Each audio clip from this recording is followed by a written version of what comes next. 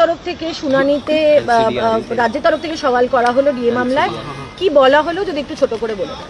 তাদের বক্তব্য তারা একটু ডিএ বাকি নেই, ওই 2010-এর পর থেকে যা দেওয়া হয়েছে টাইম টু টাইম তারা নোটিফিকেশন করেছে এবং সেই নোটিফিকেশন মোতাবেক তারা ডিএ দিয়েছে এবং রোপা রুল 2009-কে চ্যালেঞ্জ করা হয়নি এই অ্যাপ্লিকেশনের মাধ্যমে, অরিজিনাল অ্যাপ্লিকেশনে বা সাবসিকুয়েন্ট যে নোটিফিকেশন হয়েছে সেগুলো চ্যালেঞ্জ হয়নি। এগুলো তাদের বক্তব্য। আমাদের বক্তব্য খুব পরিষ্কার, যদি আমরা আগামীকাল বলবো যে আমরাও বলছি রোপা রুল 2009 মোতাবেক দিয়ে দেওয়া হবে, তারা বলছে যে 2009 মোতাবেক আমরা দিয়ে দিয়েছি এবং তারা বলছে ওই 536 যেটা বেস 1982 100 বেস ইয়ার ধরে 536-এর সাপেক্ষে ওইখানেই শুধুমাত্র ওইটুকুই বলা আছে, তারপরে আর কিছু বলা নেই। তাই ওই টাইম টু টাইম যে নোটিফিকেশন অনুযায়ী দেওয়া হয়েছে সেটা একেবারেই রাজ্যের যে ফাইন্যান্সিয়াল ক্যাপাসিটি সেই অনুযায়ী দিয়েছে। রাজ্যকে কখনোই কেউ কম্পেল করতে পারে না ঋণ নেওয়ার জন্য, সেটা স্টেটের পক্ষ থেকে আজকে বলা হয়েছে যে ঋণ নেওয়াটা সম্পূর্ণভাবে রাজ্যের নিজস্ব ডোমেন, রাজ্যের আরও অনেক খরচা আছে। ইভেন তারা যে অ্যাপ্লিকেশন করেছে সেই অ্যাপ্লিকেশনেরও পেজ 5 অনওয়ার্ড যে বিভিন্ন স্কিমগুলো আছে সেই স্কিমের খরচ এবং সেই সাপেক্ষে যে ম্যাচিং গ্রান্ট সেইগুলোকেও তারা উল্লেখ করেছে এবং তাদের বক্তব্য খুব পরিষ্কার, কোনো ডিএ বাকি নেই। সেই ডিএ একেবারেই টাইম টু টাইম নোটিফিকেশন করে দেওয়া হয়েছে, একেবারে একটুকু ডিএ বাকি নেই। কিন্তু আমাদের বক্তব্য যে ডিএ এআইসিপিআই অনুযায়ী দিতে হবে, সেই এআইসিপিআই অনুযায়ী দেওয়া হয়নি।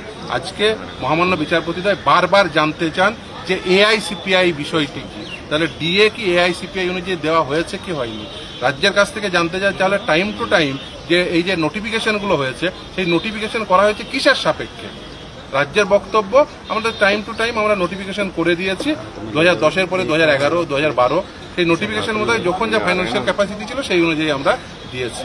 কিন্তু আমাদের বক্তব্য এআইসিপিআই অনুযায়ী দিতে হবে, রাজ্য এআইসিপিআই অনুযায়ী দেয়।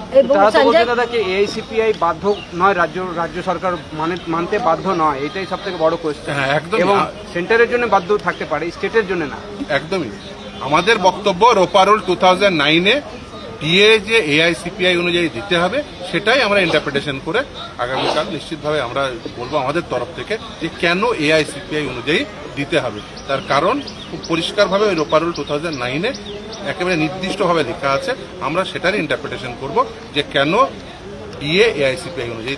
আরেকটা জিনিস আজকে বারবার করে সঞ্জয় কারোল উল্লেখ করছিলেন যে ডিএটা দিন, আজকে কপিল সিবালকে বলেছে যে যতটাই হোক আপনারা দিন, আপনাদেরকেও শেষে বললেন যে আমরা আপনাদেরকে সহযোগিতা করতে চাই কিন্তু আমাদেরকে একটা ডিরেকশন দিন। হ্যাঁ, একদমই। দেখুন, এর আগে অন্তর্বর্তীকালীন নির্দেশ ছিল যে ডিএ দিতে হবে, এরিয়ার ডিএ 25% এরিয়ার ডিএ দিয়ে দিতে হবে।